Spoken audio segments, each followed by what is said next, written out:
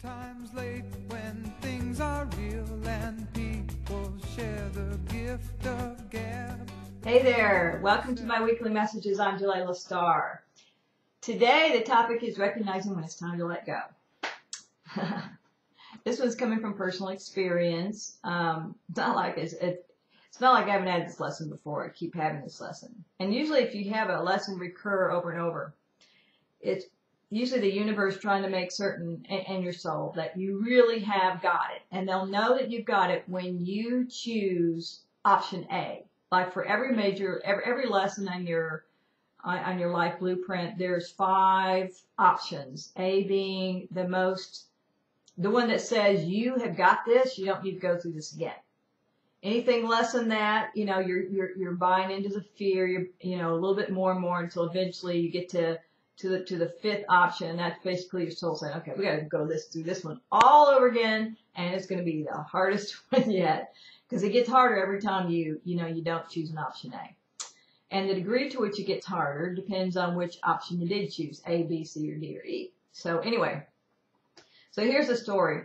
For those of you who are familiar, have been following these messages, you know that I live in my office. My house, I have a 4-bedroom, 4-bath house, and I rent out the rooms for my workshops and retreats, which is something I started back in 2007 because it just made more sense tax-wise and everything. So anyway, just recently, both of my rooms that I rent 2 out of 4, one downstairs, which is a whole private, like its own little almost apartment, and then one upstairs. They both came available at the same time.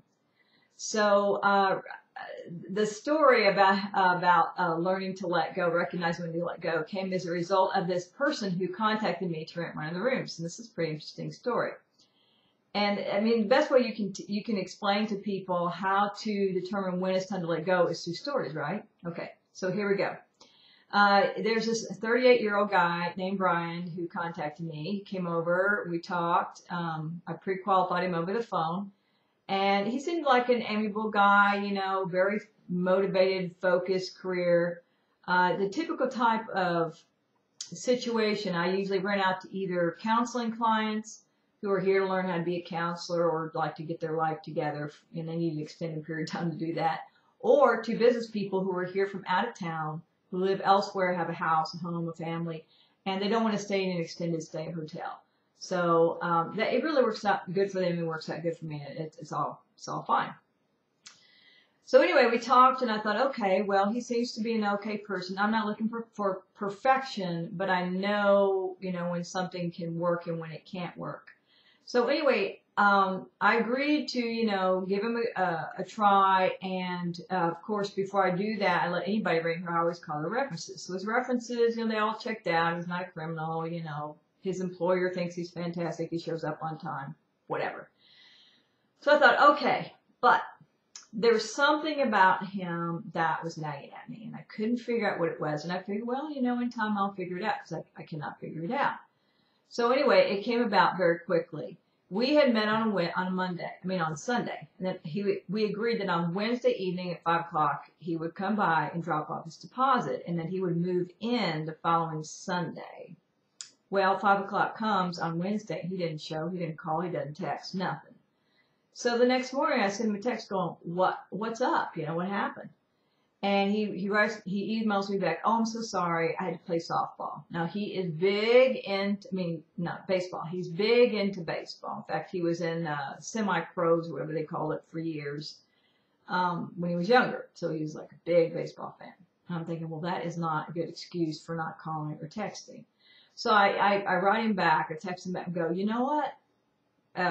Phone call or text would be appreciated when plans change. It's not that you can't change your plans, just communicate with me that you're doing it, so I'm not standing here waiting when I could have gone out and done something else. So anyway, he apologizes, but it left me with such a feeling I decided just to kind of let it ride. I didn't reset any appointments or any calls or anything with him.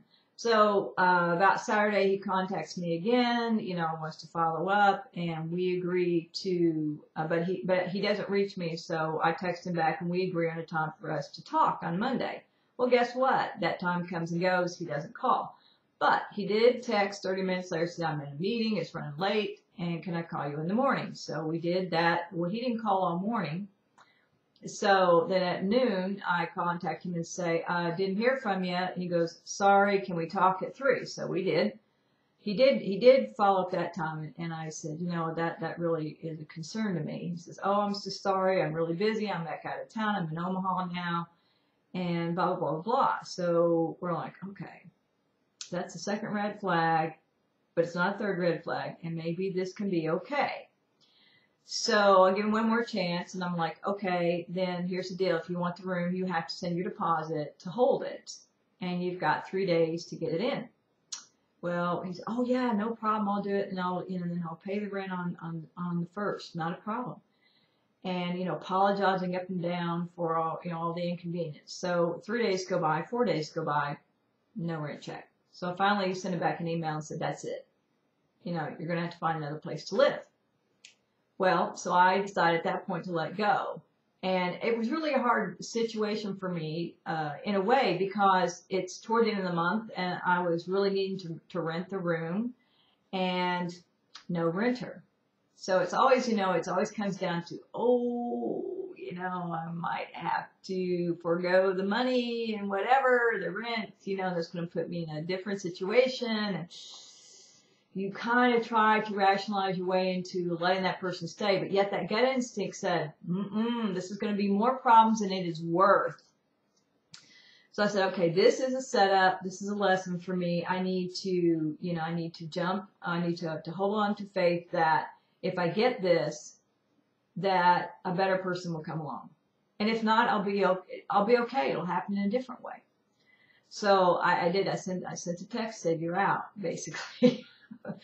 This morning I woke up and I felt so much better. I have been in such a bad, stressful feeling lately, waking up tired and not sleeping well and having dreams of fire and all this stuff. And I woke up this morning totally happy. I knew it was my inner child saying, thank you, Mama, for taking care of me and putting me first. And I could almost feel my soul going, okay, check, she's got that one. So maybe I won't have to go through it again. So if you're in a situation like that where you're trying to figure out when it's time to let go, maybe this will help you.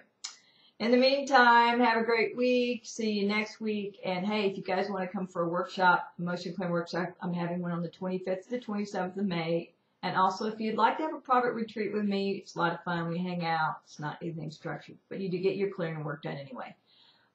Give me a call. So, ciao. Some are quick to take the bait and catch the perfect prize that waits among the shells. But Oz never did give nothing to the Tin Man that he didn't know.